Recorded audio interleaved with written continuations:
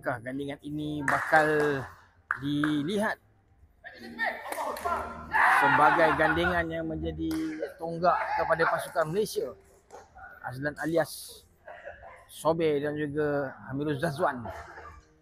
Ini adalah gandingan yang kalau kita lihat umpama Terengganu dikahwinkan dengan pasukan Kuala Lumpur untuk aksi mereka di STL. Jadi adakah ini gandingan?